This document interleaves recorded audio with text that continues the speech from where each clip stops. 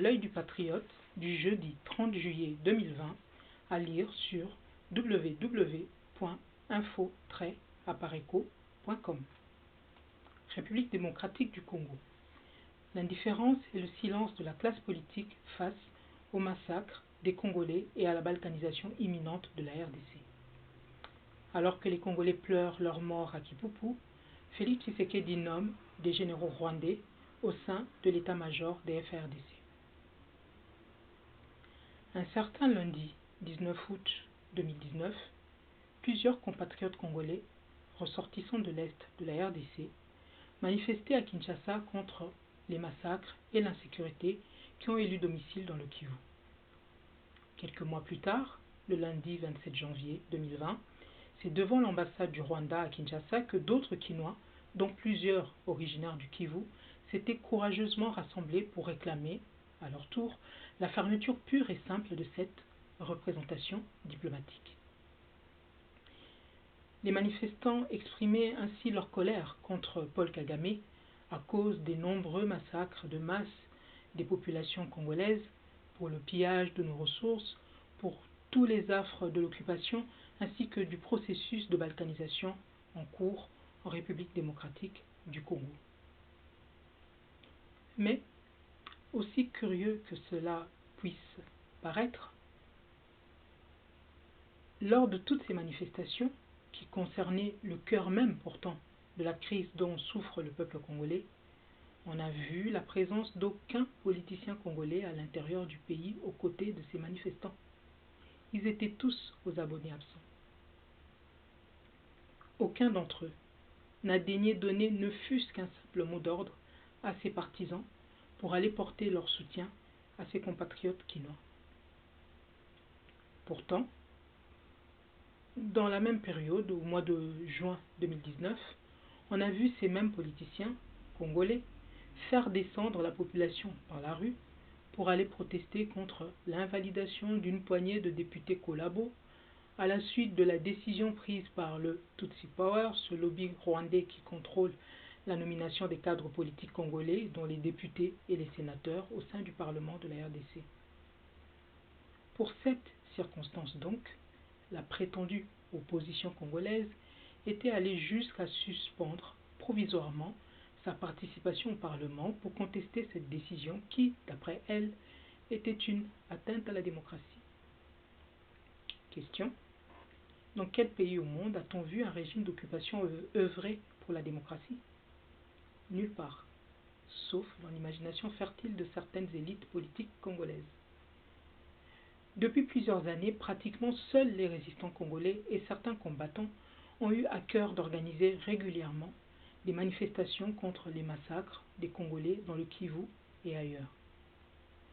Les résistants congolais, à l'image de M. Honoré Ngwanda Nzambo, ont eu en permanence une seule et même priorité: mettre définitivement fin à l'occupation et au processus de balkanisation de la République démocratique du Congo. Malheureusement induits en erreur par ces pseudo-politiciens de l'opposition, beaucoup de mouvements dits des combattants, par contre, dont plusieurs sont nés bien après l'Apareco, se sont plus focalisés sur le seul départ de Kabila. Obnubilés par le slogan « Kabila dégage », ils ont fini par oublier que Kabila n'était qu'un maillon de la longue chaîne du pouvoir d'occupation dont l'épicentre se trouve à Kigali, au Rwanda. Ils se sont ainsi engagés à militer pour des simulacres d'élections aux côtés des mêmes opposants collabos. Et c'est seulement maintenant qu'ils commencent à reprendre leurs esprits et à comprendre que la RDC est réellement occupée et que par conséquent, il nous faut la libérer d'abord par un soulèvement populaire avant d'envisager d'aller aux élections et non l'inverse. Sous-titre. On ne parle pas la bouche pleine. Plusieurs millions de Congolaises et de Congolais massacrés. Des centaines de milliers de mamans congolaises sauvagement violées. Plus de 2 millions de Congolais chassés de leurs terres natales au profit des populations allochtones rwandaises, ougandaises et soudanaises. Tous ces drames humains n'arrivent pas à ébranler pour le moins du monde la conscience des hommes politiques congolais au sein des institutions en RDC. Pas d'appel à la marche, pas de déclaration de ville morte, pas de suspension temporaire des travaux du Parlement. Avec plus de 10 millions de Congolaises victimes de la barbarie des envahisseurs, personne au sein de la classe dirigeante en RDC ne songe même à construire un mémorial en l'honneur des martyrs de l'occupation. Bien au contraire, on a plutôt vu le chef d'État congolais, Félix Tshisekedi, dès le lendemain de sa nomination, s'empresser d'aller s'incliner devant le mémorial des victimes du génocide ou à Kigali. Le seul moment où l'on voit souvent les leaders politiques congolais exprimer un semblant de compassion pour les victimes congolaises à l'est de la RDC, c'est durant les campagnes électorales où ils rivalisent tous de sympathie et de promesses sans se demander un seul instant si ces populations auxquelles ils font des promesses seront encore vivantes lors des prochaines échéances électorales. C'est aberrant. C'est ainsi qu'à la suite de ce troisième scrutin électoral biaisé, comme les deux précédents, les opposants collabos congolais ont fait exactement comme à leur habitude.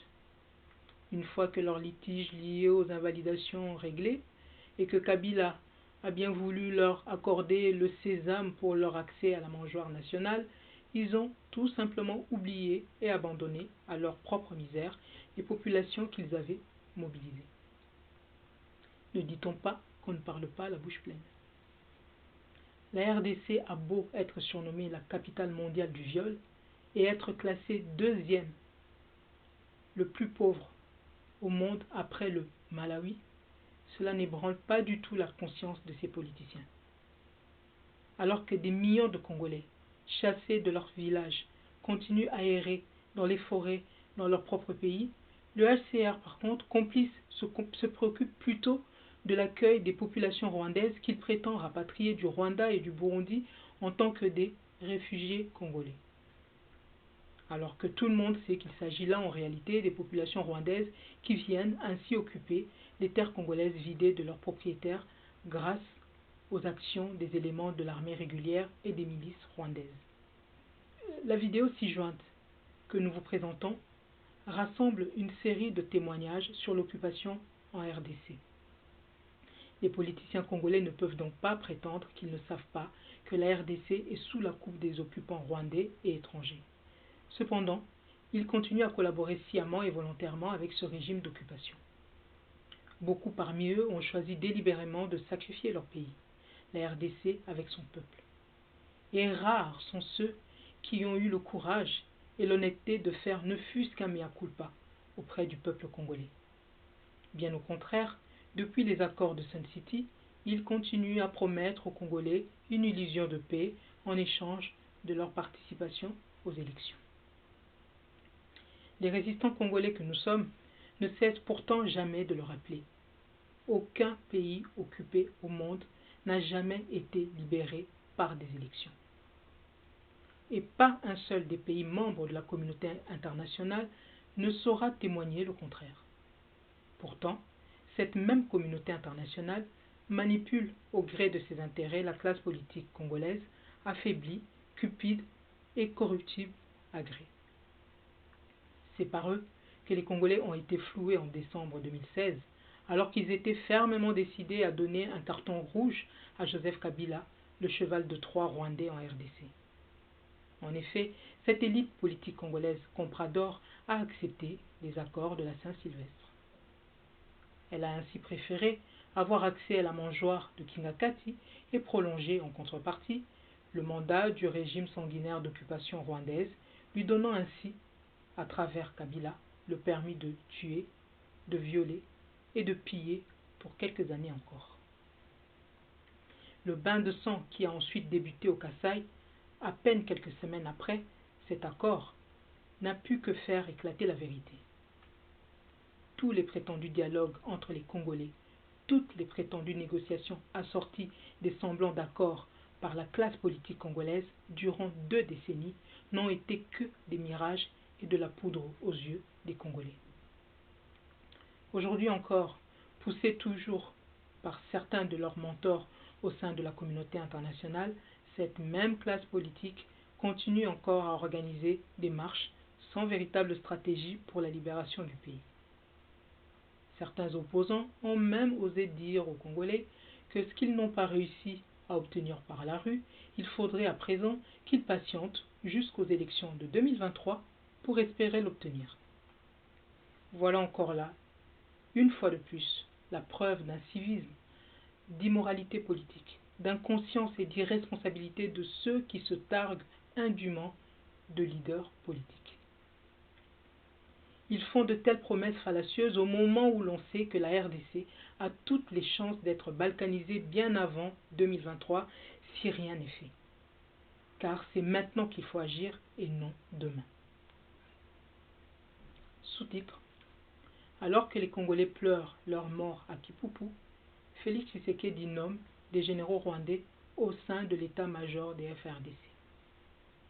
Les vagues successives de désillusions ont fini par convaincre aujourd'hui beaucoup de Congolais qui misaient jusqu'ici sur les politiciens collabos. Ils ont en effet réalisé qu'ils avaient eu tort de compter sur eux pour résoudre la crise sécuritaire dont souffre la République démocratique du Congo, notre pays. Ils ont enfin compris qu'ils doivent dorénavant chercher la solution ailleurs. Et les derniers drames survenus à l'est du pays leur ont donné une preuve supplémentaire. En effet, dans la nuit du 16 au 17 juillet 2020, le village de Kipupu, dans le territoire de Mwenga, dans le Kivu, a été victime d'une attaque de la coalition Ngumino et Twirwaneho. 2 milices tutsi rwandais, composées des prétendus Banyamulenge, créés par Ruberwa et Nyarugabo, et instrumentalisés par Paul Kagame à partir de Kigali. Selon le témoignage des députés provinciaux du Sud Kivu, 220 personnes ont été tuées et des bétails ont été emportés.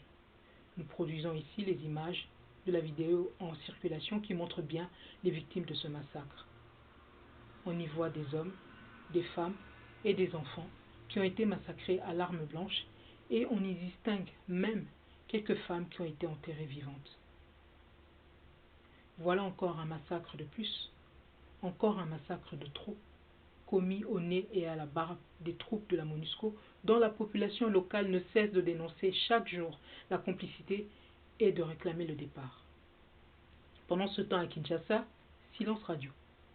Personne ne dénonce ni ne parle de cette grave tragédie. Personne parmi les personnalités au pouvoir ne songe à faire parvenir ces images aux congressistes américains qui sont manipulés par la campagne mensongère des prétendus Banyamulenge qui veulent faire croire au monde que leur ethnie minoritaire est menacée d'extermination en République démocratique du Congo, alors que ce sont eux qui massacrent les Congolais, plus de 12 millions aujourd'hui, depuis 2 décennies, dans le but de s'accaparer de leurs terres, et cela avec le soutien avéré de Kigali. Cette apathie et cette indifférence poussent à croire que les hommes politiques congolais en RDC ont déjà opté pour abandonner l'Est de notre pays au Rwanda.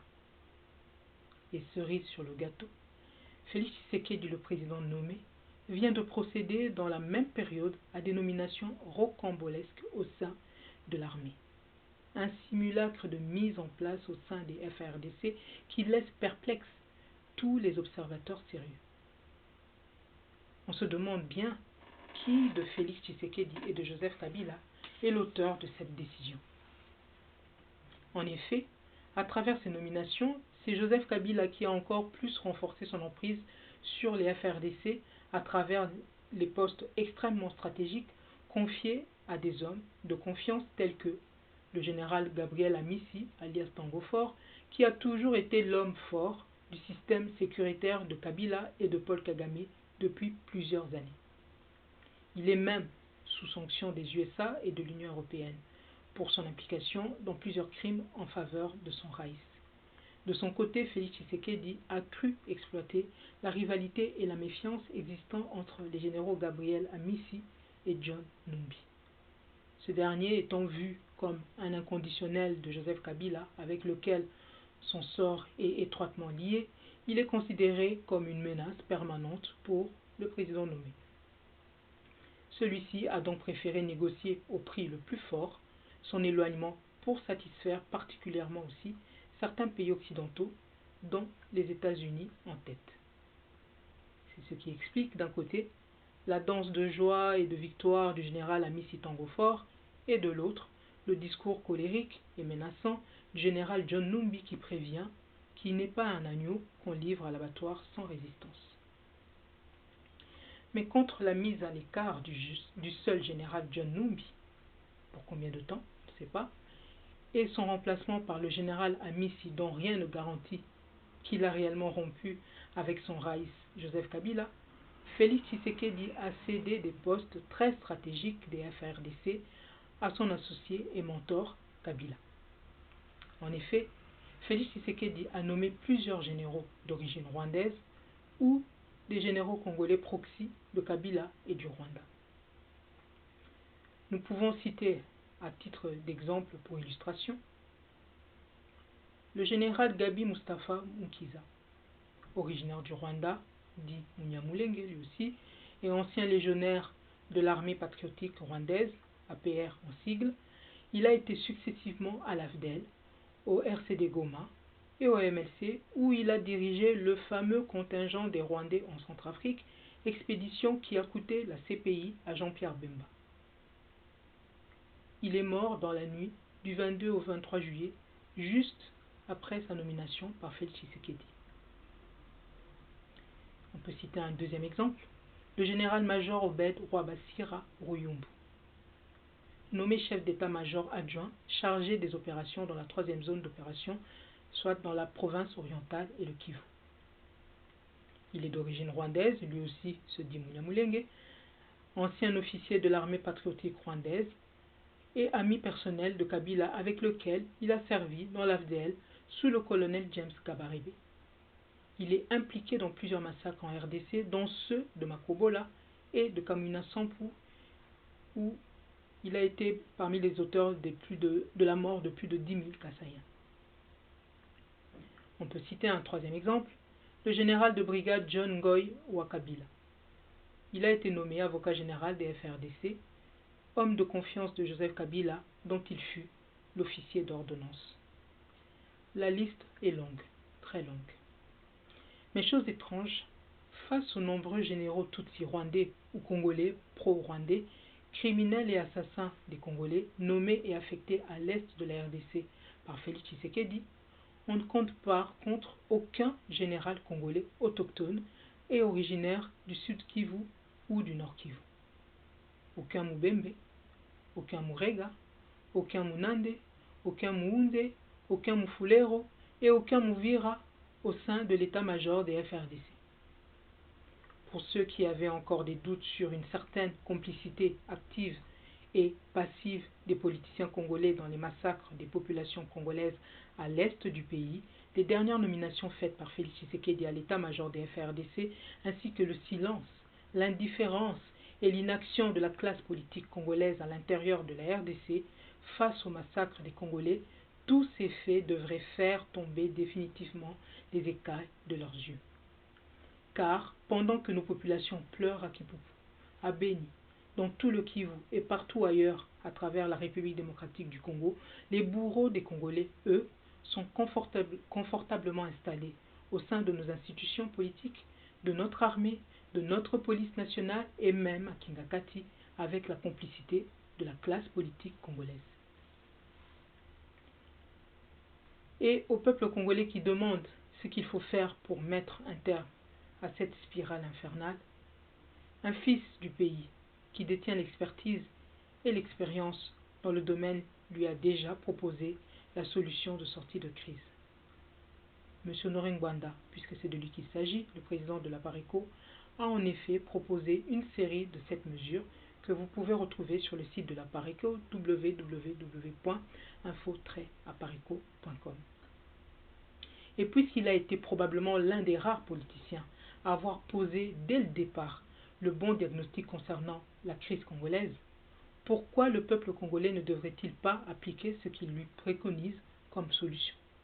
D'autant plus que les 3 scrutins électoraux biaisés et truqués auxquels les Congolais ont participé en 2006, en 2011 et 2018 ont plutôt permis au régime d'occupation de renforcer sa mainmise sur les institutions de notre pays. Dans tous les cas, la résistance congolaise ne lâchera rien, bien au contraire. Et comme nous l'avons déjà dit, nos actions vont s'intensifier désormais à l'intérieur du pays pour mobiliser et galvaniser le peuple congolais. Dire cela ne signifie pas que nous allons nous ranger aux côtés de Félix Tshisekedi pour prendre place dans le Titanic qu'il a affrété pour lui-même et ses partisans. Loin s'en faut. Plusieurs d'entre eux, d'ailleurs, ont essayé ces jours-ci de répandre des fausses rumeurs avec des faux tweets annonçant le retour à Kinshasa d'Honoré Ngwanda pour aller travailler avec Fachi. Mais voilà, contrairement à l'UDPS et ses partisans, la priorité de la PARECO et de la résistance congolaise reste la survie de la République démocratique du Congo. Et non l'intérêt d'un individu qui a délibérément choisi de mettre tout le pays en danger en refusant de se défaire du deal qu'il a conclu avec les ennemis de notre patrie. Au peuple congolais d'en tirer les conséquences et de prendre donc les décisions qui s'imposent. Paris, le 30 juillet 2020, Candido Keke, L'œil du patriote. À lire sur www.info-apareco.com.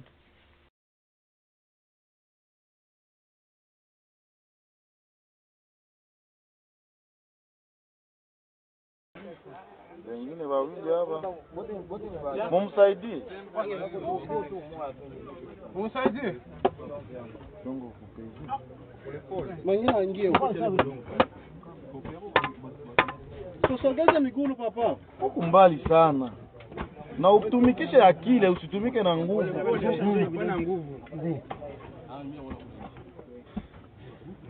Okay. Munyangule tu kile na mikono kile.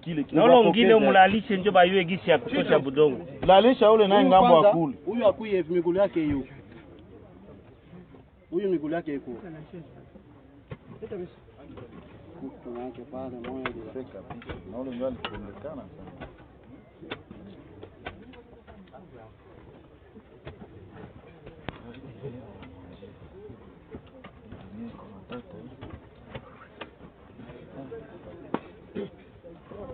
Kaka kuna funyaga njoka miguu yake iko wapi?